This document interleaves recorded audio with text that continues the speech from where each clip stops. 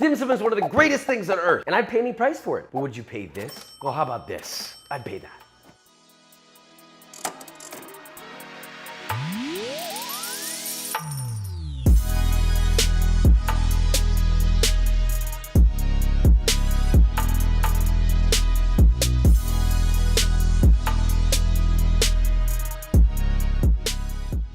At this point, inflation's doing better than my sourdough starter. And that's why today's video is sponsored by Chime. Chime is an award-winning financial app and debit card that millions of Americans use to manage, save, and spend their money. Even people on the team use it. Thanks for being financially savvy, Vikram.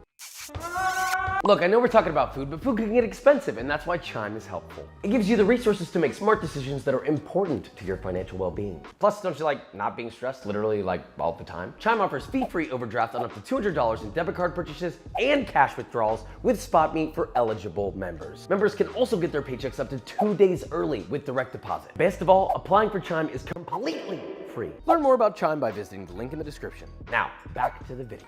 Prepare yourself and take a look at our dim sum spread. We've got chung fun, which if you've never had these, they're insane. Char siu bao, but wait a minute, baked, like little rolls of goodness. Classic steamed pork dumpling, turnip cake, and a beautiful sticky rice in a corn husk.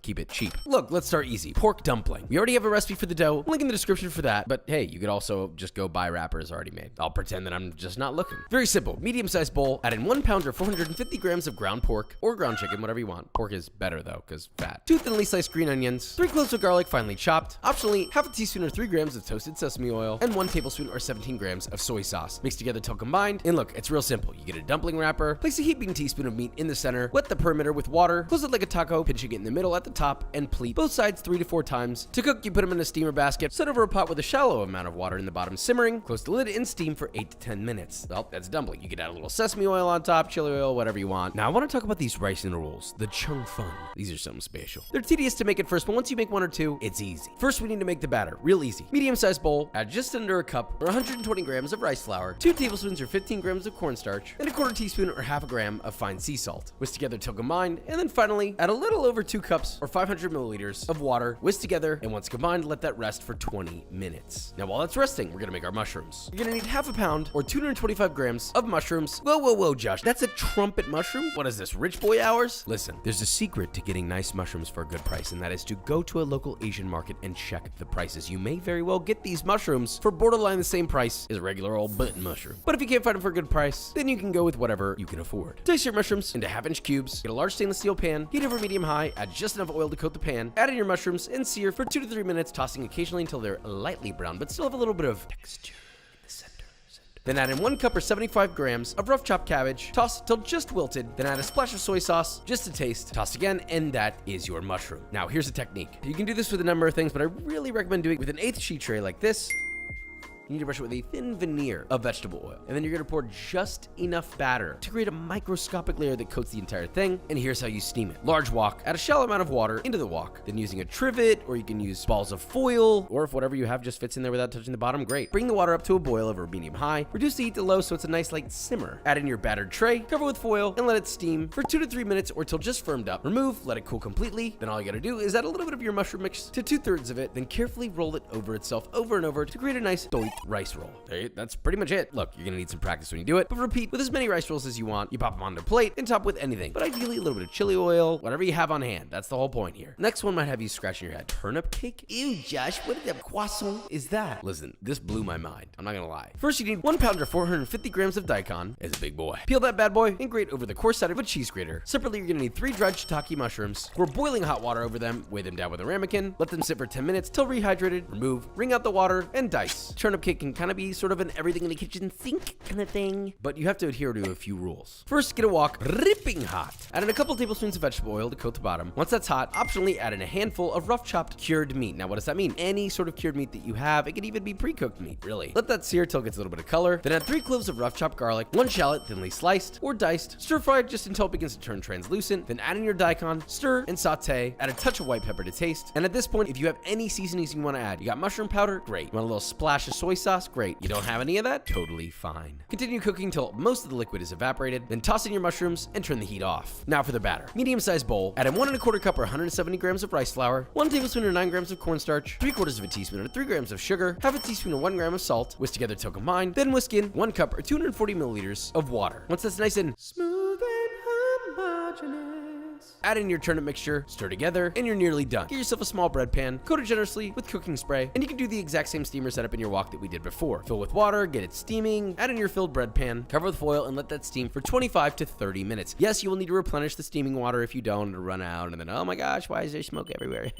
Be careful. Now, once that's done, cool that completely, then invert your jiggly loaf. Slice into slices, and then at this point, you'll just sear those in a pan that's been lightly coated with oil until you get a beautiful crispy crust. This is a life-changing thing, right? Turnip cake doesn't sound that good. Turns out I'm actually a huge fan now. Now, I know you've been waiting for this. Let's talk about these bow. How can I help myself here? You know, come on. First, our dough. In a large bowl, add in 4 cups or 600 grams of bread flour, a quarter cup or 56 grams of sugar, and 1.5 teaspoons or 11 grams of fine sea salt, and stir together till combined. Now, in a separate container, add 1 cup or 240 grams of whole milk, 2/3 of a cup or 150 grams of heavy cream. I know it's weird, but it works here. Heat that to 95 degrees Fahrenheit, then whisk in 1 tablespoon or 12 grams of instant yeast. Whisk till the yeast is dissolved, and then whisk in 1 whole egg until homogeneous. Now add your wet mixture to your dry, mix by hand till it starts to come together, and if it's too loose, you can always add a little bit more flour if needed. Speaking of kneading things, once that dough comes together, you're gonna knead by hand for about 3 to 5 minutes or until beautifully smooth and voluptuous. Now cover that with plastic wrap and rise for 1 hour or until doubled. Now while those bad boys are rising, we have to make our pork filling. Now first you're gonna need 2 cups of rough chopped char siu. Now hold on, you wanna use char siu? Totally fine. You can either use leftover meat or you can make your own. To make your own, you'll need 1.5 pounds or 680 grams of boneless pork Boston butt. Slice it into 1-inch thick slices. Then separately in a bowl, you're gonna combine 3 cloves of finely chopped garlic, a quarter cup or 55 grams of granulated sugar, 1.5 teaspoons or 5 grams of Chinese 5-spice, which, big tip on the 5-spice, if you go to a place that sells it in bulk, you don't have to buy a whole bottle for like $5. Instead, you can purchase exactly what you need for less than $1. 1 teaspoon or 4 grams of kosher salt, 2 tablespoons or 33 grams of oyster sauce, that's optional, 2 tablespoons or 30 grams of soy sauce, and optionally, 1/8 of a teaspoon of red food coloring. Now look, this does absolutely nothing for the flavor. It's a thing done in many restaurants to get that typical red exterior. Finally, 2 tablespoons or 45 grams of honey, mix together until combined. Toss your pork in that, cover it, and let it marinate in the fridge for 1 hour and up to overnight. Once you're ready to cook, snag yourself a baking sheet, top of the wire rack, add your pork to the wire rack, fill the bottom with about 2 cups of boiling water, and place it in an oven set to 425 Fahrenheit for 15 minutes. Now hang on, don't throw away your marinade yet. Probably should have said that earlier. After that 15 minutes, you're gonna take out your meat, brush both sides with the marinade, cook for 10 more minutes, then raise the temperature to 475, brush an additional time if needed, and cook for 3 more minutes or until caramelized on the outside and lightly charred. Good lord, look at that. God dang. And it's juicier and more tender than any char siu you ever had in your life. You're welcome. Heat up about 2 to 3 tablespoons in a large wok over high heat. Once that's ripping hot, you're gonna add 2 rough chopped shallots, a little bit of salt to taste, stir fry till it starts to soften, then add in 2 cups of rough chopped char siu, stir fry till hot and starting to get a little bit of color, then add in 2 tablespoons or 30 grams of granulated sugar, 3 tablespoons or 45 grams of soy sauce, a little splash of white distilled vinegar, another little splash of toasted sesame oil. Bring that bad boy to a boil. Then in a separate container, you're gonna whisk together 3/4 of a cup or 180 grams of chicken stock and 1 3/4 of a tablespoon or 21 grams of all-purpose flour. That's right, folks. If you hadn't guessed already, this is not gluten-free. Now add your chicken stock mix to your boiling wok, stir, and continuously stir fry until that thickens beautifully. Now taste test that, add additional soy sauce as needed. Then once that's thickened to your liking, cut off the heat and stir in 2 thinly sliced green onions, 2 cloves of garlic minced, and it should be beautifully fragrant. And finally, it's done. Now make sure that that's cooled completely. Then once your dough has risen from its grave, look at the little man, so cute. Mwah. Then punch all the yeast fart out of your dough. Sorry, pretty much what it is. Divide the dough into 60-gram balls, which will get you about 16 equal pieces. Roll each of those into a light bowl and let them rest for 10 minutes. Once your dough balls have rested, roll those bad boys out into a disc that's about 4 to 5 inches wide. Fill with just under a tablespoon of your pork mixture. Carefully wrap that disc around, closing all the seams. Roll into a light ball. Place it on a parchment-lined baking sheet and repeat with the rest. Now you can only fit around this many on a baking sheet, so you may need 2 baking sheets, totally fine. But once those are all done, cover with greased plastic wrap and let that proof for 30 to 45 minutes or until festively plump.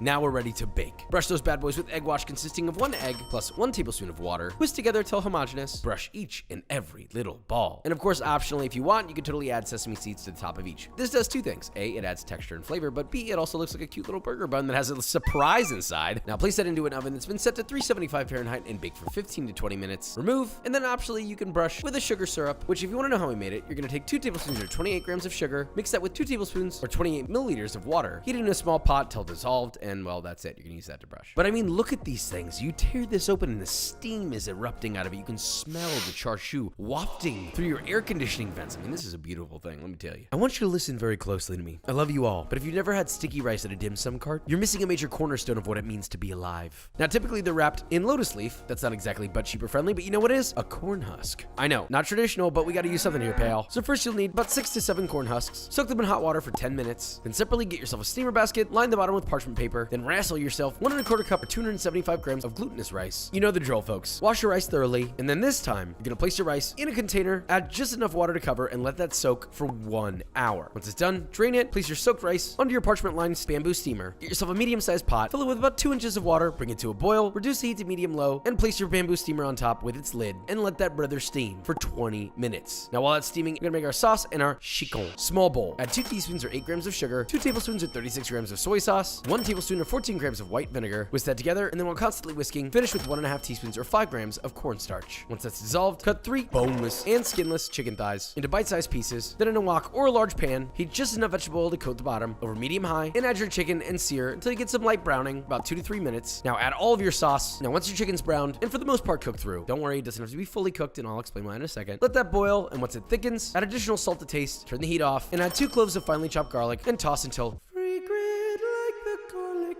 meadows. Now, to assemble, get a soaked corn husk, add a small bed of rice in the center, followed by a spoonful of your chicken, top with additional rice, wrap it up nicely, and tie with either a piece of additional corn husk or kitchen twine if you have it. Once your corn husks are stuffed, add them back to your bamboo steamer and steam again for another 15 to 20 minutes. Open it up to a nice little bundle of parcels that await. What could be in them? Is it a little present for Papa? Turns out, it's a little present for you. Now, I've got a good feeling this was all worth it, so let's hop on our dim sum cart, tool it around, and see how we did. You know, dim sum is best shared with people, so I went to the local abandoned mall to find some new friends to share it with. Oh, got stuck here. Oh, hey Kendrick, what do you do? This one? Okay.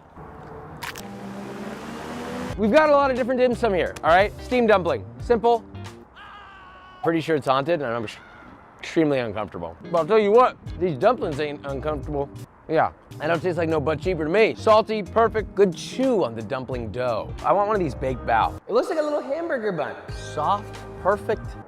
Here's the thing, baked bao, albeit traditional or not, will absolutely change your mind about what you think a bao should be. This is scrumptious. I mean, the outside, unbelievably soft. You got that burnished sort of bun quality, but the inside, immediately you're like, oh my God, wait, this is bao? Sticky rice. You get kind of like a little bit of a corn masa flavor, which I like. Corn husk you can find anywhere, and it adds flavor. Okay. What? This guy, I don't have any chopsticks.